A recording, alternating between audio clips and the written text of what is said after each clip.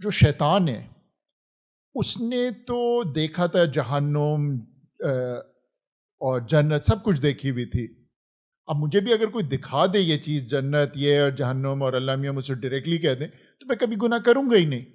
تو یہ شیطان کیا پاگل تھا کہ اس نے یہ سب کچھ دیکھ کے بھی اتنا بڑا مطلب ہی جسٹ وینٹ بونکرز؟ یہ کیسے ہو سکتا ہے؟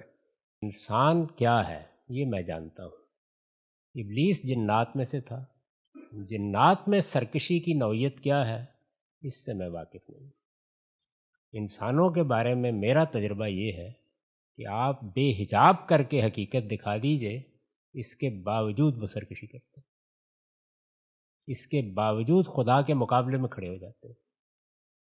وہ پیغمبروں کے سامنے کھڑے ہوتے ہیں اور پیغمبر بڑی حد تک پردہ اٹھا دیتا ہے لیکن وہ اس سے لڑنے کے لیے تیار ہو جاتا ہے. آپ اندازہ کریں میدان بدر میں ابو جہل کی کبھی دعا دیکھیں کیا ہے. اس نے بھی کھڑے ہو کے دعا کی ہے اور اللہ تعالیٰ سے کی. اس سے آپ کو اندازہ ہو جائے گا کہ انسان جس کو ارادہ و اختیار دیا گیا یہ کہاں تک چلا جاتا ہے. تو جنات میں سے تھا. جنات کو بھی ہماری طرح ارادہ دیا گیا ہے، ہماری طرح اختیار دیا گیا ہے، ہماری طرح امتحان میں ڈالا گیا ہے، ہماری طرح ان کو بھی ایک دن مواخذے میں جانا ہے، ہماری طرح ان کے لیے بھی جنت ہے، ان کے لیے بھی جہنم ہے. اس وجہ سے ان کے ہاں بھی سرکشی پیدا ہوئی. وہ سرکشی جس وقت انسان کو بنایا گیا اس وقت نمودار ہوئی، تو اس لیے وہ داستان بن گئی. آپ سورہ جن میں دیکھیے، وہاں جنات یہ بتاتے ہیں کہ ہمارے ہاں اس طرح کے سرکش لوگ بہت ہیں، کوئی ایک ابلیس نہیں تھا، بہت ہیں. اور بتاتے ہیں کہ ہمارے ہاں بڑے نیک لوگ بھی ہیں، ہمارے ہاں صحیح راستے پر رہنے والے بھی ہیں. وہ بھی ہماری طرح کا ایک گروہ ہے، بہت بڑا گروہ ہے. اللہ تعالیٰ نے اس کو بھی اس مادی کائناتی میں پیدا کیا ہے، وہ بھی ہمارے ہی گرد و پیش میں رہ رہے ہیں. ان کے بارے میں بہت سی باتیں قرآن نے بیان کر دی ہیں. ان کے ہاں بھی بالکل یہی امتحان کی کیفیت ہے. اس وجہ سے یہ خیال نہیں کرنا چاہیے کہ صرف ابلیس نے حقائق کو دیکھ کر سرکشی اختیار کی ہے. ہم بھی حقائق کو دیکھ کر بار بار سرکشی اختیار کرتے ہیں. آپ ذرا فرعون کی داستان پڑھیے قرآن میں، یعنی ذرا یہ دیکھیے، بائبل کو اٹھا کر دیکھیے کہ اس کے سامنے سیدنا موسیٰ نے کتنا حجاب اٹھا دیے.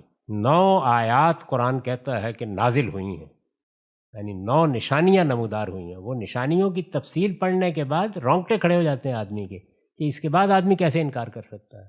کیا اور کب مانا؟ جب غرق ہونے لگا. تو اس لیے انسان جب ارادے اور اختیار کی مقام پر کھڑا ہوتا ہے تو 2 ہی امتحان ہیں جس میں ہمیں ڈالا گیا ہے. انانیت کا امتحان، یہ جو آپ دیکھتے ہیں کہ لوگ فرقوں میں بند ہیں، لوگ تعصبات میں بند ہیں، لوگ مرنے مارنے پر تلے ہوئے ہوتے ہیں. اسی طرح تفوق کی یہ جو جبلت ہے جس کو ایڈلر نے کہا کہ سب سے بڑی جبلت ہے، وہ قوموں میں ظہور پذیر ہوتی ہے. اس کی بنیاد پر نسلیں چڑھ دوڑتی ہیں، ہٹلر اور مسولینی پیدا ہو جاتے ہیں. یہ سب کیا ہے؟ کیا یہ نہیں جانتے کہ دنیا کس اصول پر بنی ہوئی ہے؟ تو اس لیے اس میں کوئی تعجب کی بات نہیں ہے کہ ابلیس نے ایسا کیا. اس کا ذکر اس لیے بہت زیادہ آ گیا کہ بالکل ابتدا ہی میں اس نے سرکشی اختیار، یعنی ہماری ابتدا میں. اس کے ہاں تو اس سے پہلے بھی یہ روایت موجود تھی، لوگ سرکش ہوتے تھے. کیونکہ وہ ہمارے حوالے سے سرکش ہوا تو ہمارے ہاں اس کی داستان قرآن میں بھی بیان ہوئی اور انبیاء نے بھی اس کو بیان کیا ہے. باقی جنت دوزخ اس نے نہیں دیکھی تھی. جنت دوزخ تو ابھی وجود میں آنی ہے، جب آئے گی ہم بھی دیکھیں گے.